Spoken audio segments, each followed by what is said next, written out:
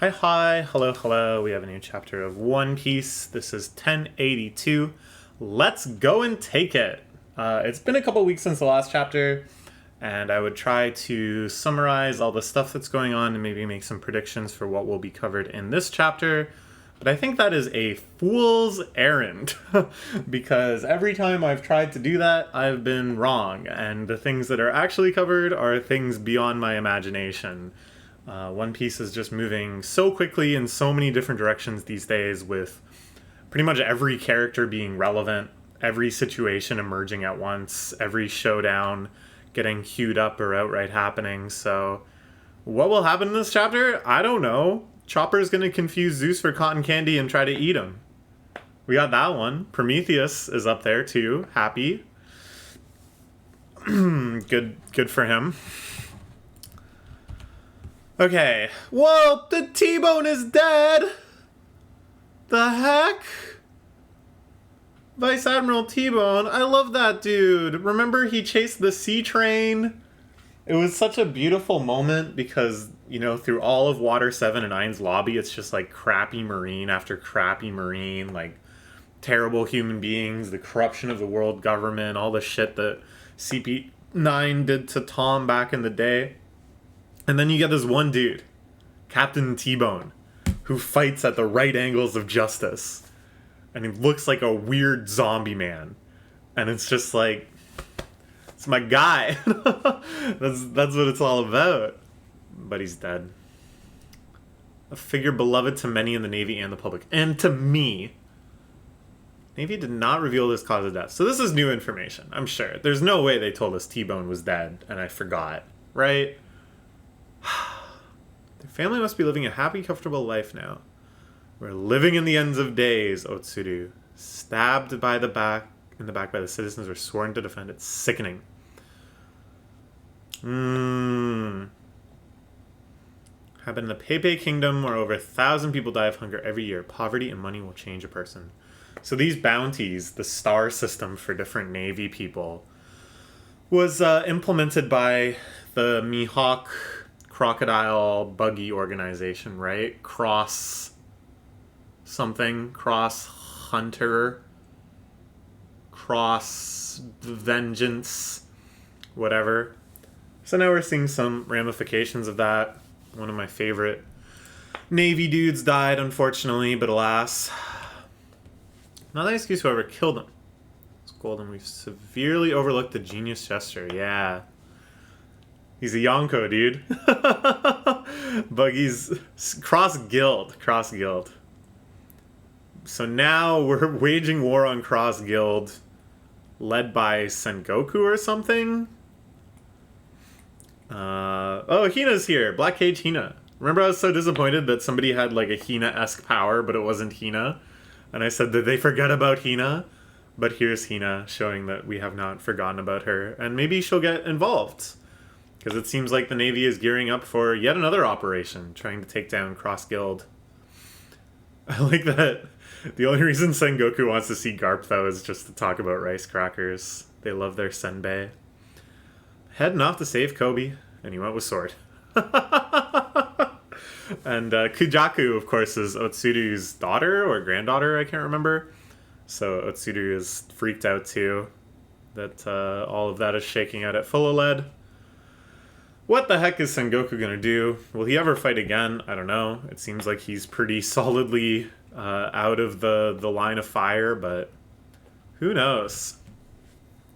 Okay, in the Empty Bluffs, which is one of the silliest, punniest names he's come up with for an island yet, but I love it. These people... This is the poor person who took out T-Bone, I guess. Champion of evil. Incidents in the Navy into a panic. Finally, you'll surely strike your head from your shoulders. So he just wants it for money for his family. It's kind of like, how did this guy beat T-Bone? Makes me think that there's maybe more to this. T-Bone faking his own death, perhaps, to better understand how this bounty system is working, to help out this person who maybe he's indebted to. and then he's gonna spring up like the living corpse that he so appears similar to. I don't know. Anyways, I love any shot of Buggy, and he's using his chop chop fruit powers to make his body look really big. His like fully extended hands. It's an empty bluff, to be sure. Now you're a pirate with me. Okay, yeah. This I think, okay, this was like one of the jokes that like very, very, very, very, very early on in One Piece, when I was like 12 years old, I can remember cracking me up. And I can't even think of what the line is specifically, where Buggy says something, Luffy like repeats it incorrectly, Buggy is outraged at his incorrect memory of it, and then someone else says the thing that Luffy said, and Buggy gets even more pissed off.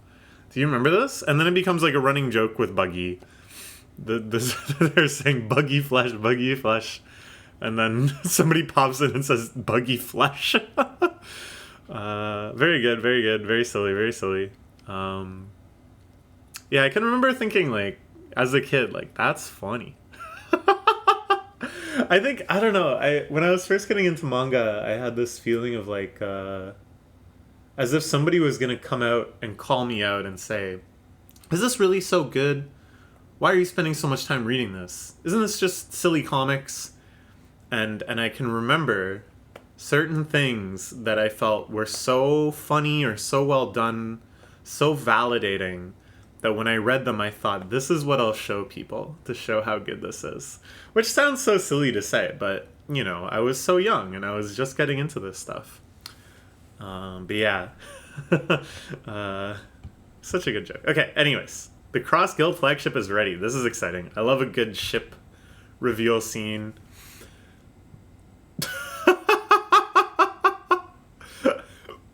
Buggy. I think it looks pretty good. I think it looks very menacing. I like that it still has the big circus tents in the middle. I think the Buggy figurehead is pretty funny. Oh, I think he's freaked out. Cause yeah. Well, it's like an awkward thing for them to negotiate, right? Because Crocodile and Mihawk want Buggy to get all the heat. They want him to be the figurehead of Cross Guild. But Buggy doesn't really want that much smoke, but he does like the attention. He does like being praised, but he doesn't necessarily want to be so integrally linked with it. And he also knows, yeah, that they're pissed off. You want us to ride on this clown ship? Public opinion on the Cross Guild has been very positive. Maybe you should be waking up to the threat, but please just kill me. Oh my gosh. It's just hanging out. This is all wrong. This isn't the life I wanted for myself. When they call yourself pirates, makes you have these small-time goals. Stop wasting your time with these lateral moves. Go for the One Piece? You know, it would be interesting if in the end, Buggy is the final villain. Seems unlikely, but they've managed to make him a relevant antagonist after so long, after the power levels so vastly, unilaterally exceeded him. Just through this weird bluffing sphere of influence, just through successive misunderstandings and convenient alliances. I don't know. Because I think we all assume the final boss will either be Blackbeard or Emu. Emu? Whatever, the true ruler of the world. I think if it's not one of those two, I'll be very shocked. But this is a dark horse contender worth considering. Oh, and then there's also people that think it'll be a duel with Shanks. That'll be the final showdown. Anyways, okay. These lateral moves. Red Hair is making his move. Both he and I rode on the Pirate King's ship, but neither of us were able to go to Laugh Tale with the others. Think back. When you were young, what did you want to be? See that Shanks had that much promise ahead of him that I gave up on my dreams.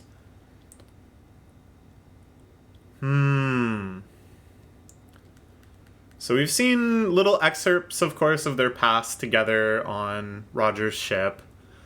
We've even seen the specific scene where they say their final goodbyes to each other in the aftermath of Roger's death. I've never seen this before, that Shanks at that time says, you know what, meh, I don't need to go to Laugh Tale. I'm going to be a pirate, but, you know, am I going to be the king of the next generation? Meh, meh, meh. But now he's changed his mind again. Now he is sailing for the One Piece. Captain Rogers wished for you to follow in his footsteps. You lost my treasure moves. Captain John's great treasure. Shanks is actually on the move. Why after all these years? Fader acts at him on the same level as him now. So if he's gonna do it, then I want to be the king of pirates. We knew that this is what the scene was going towards, right? And it's not so laughable anymore for Buggy, a Yonko, who's arrived at Shanks' level, to say, I want to be the king of pirates. But there's something kind of moving about the evocation of this phrase. The phrase that every time Luffy says it, someone laughs at him or gasps at him or is generally in disbelief. This phrase that motivated Luffy's entire journey. Something that most people have been hesitant to say. There's very few characters that have made this claim. I want to be the king of pirates, right? Do you remember the scene where there's it's the first time with Law and Kid and Luffy and they're fighting against the Pacifista and stuff, and Luffy very nonchalantly goes, well, I don't know what you guys are talking about, but I'm going to be the one that finds the One Piece. And he doubles down on exactly what he means by saying he's going to be the king of pirates. I don't know, this scene, it's beautiful. The way he's crying, the way he's beaten up, granted by his allies. The way he recites the Gold Roger invocations of power, wealth, fame. This man who had it all. Let's go and take it, the greatest treasure the world has ever known.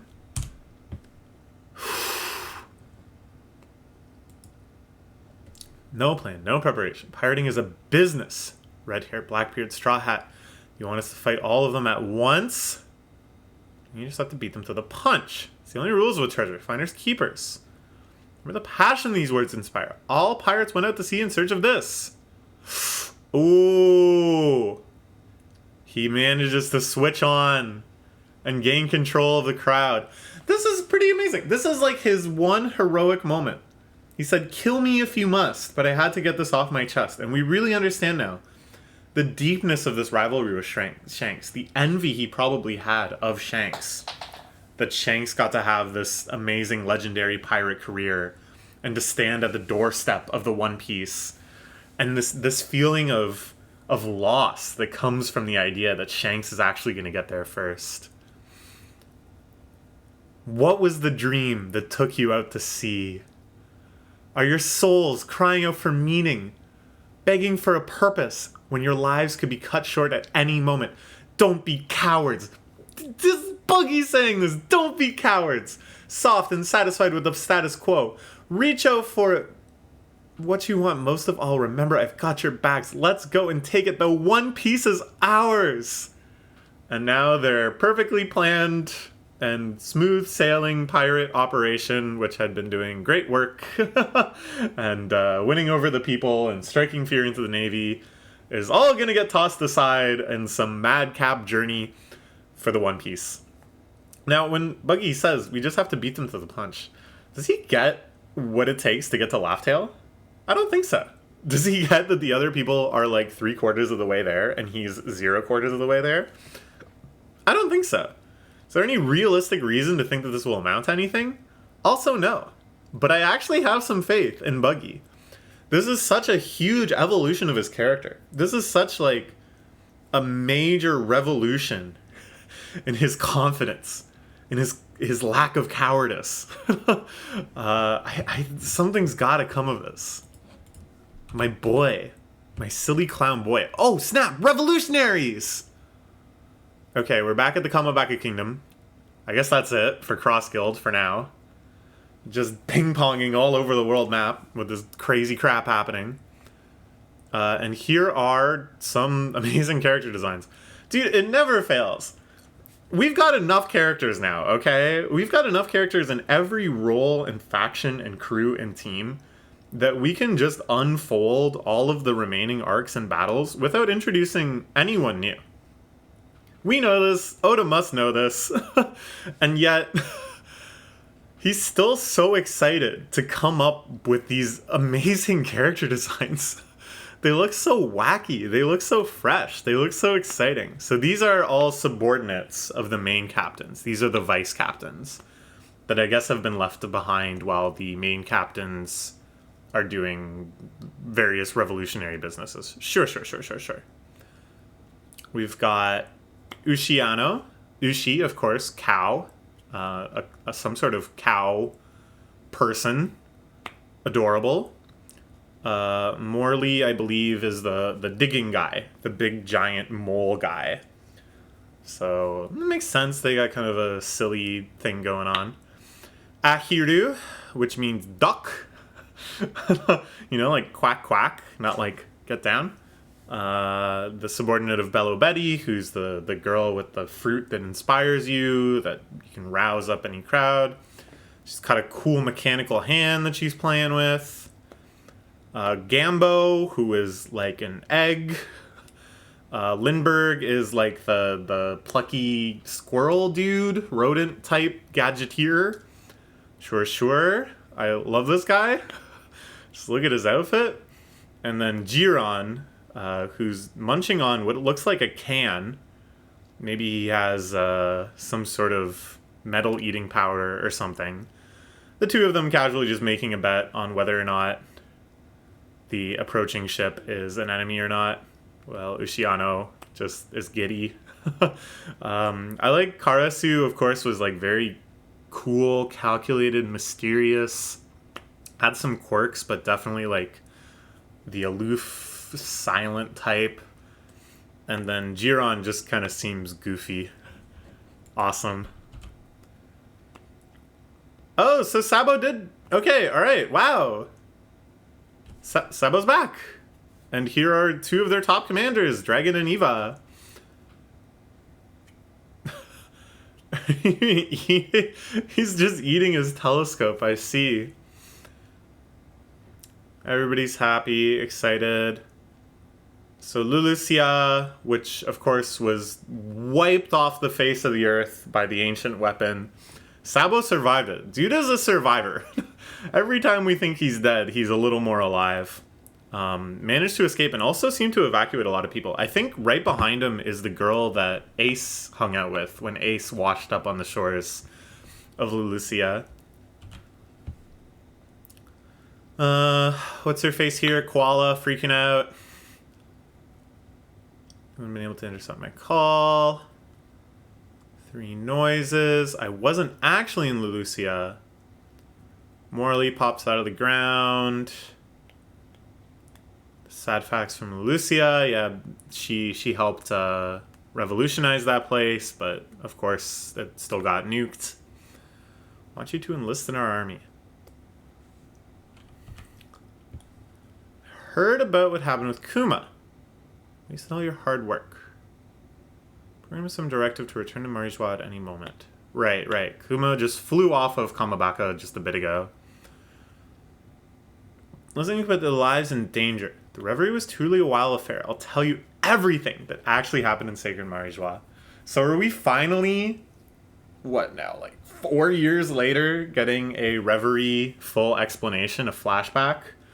Understand what happened to Vivi, understand what Im was doing, all the schemes within schemes and fighting behind the scenes, and all of this stuff might finally come to light.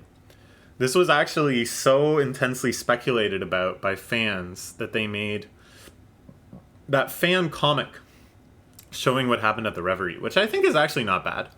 It's not like amazing. I don't think it's at the tier of real One Piece, and it's a lot of fan service. Like they go and see the tree that makes devil fruit. But it's fun. It's worth a read. I don't remember what it's called, but I'm sure with that amount of information you can find it and check it out. So now we'll see canonically what will happen. Or we'll cut away to something else. Or we'll return to the Egghead arc, which is, supposed to be in progress if you haven't forgotten about that. Anyways, crazy chapter. Very happy. Very surprisingly, genuinely moved by Buggy making that speech, really speaking to the core fundamental emotional forces at play in the world of One Piece. The sparks that set these gigantic journeys ablaze. We're really moving into the end game here. Like, it really feels like every major force left in the series is being mobilized such that they could suddenly interject into the main plot. The major final wars and showdowns are starting to shape up. God, I can't believe it. One Piece really will eventually end. Okay. But still plenty more chapters to read before then, so I'll see you next week. Bye-bye.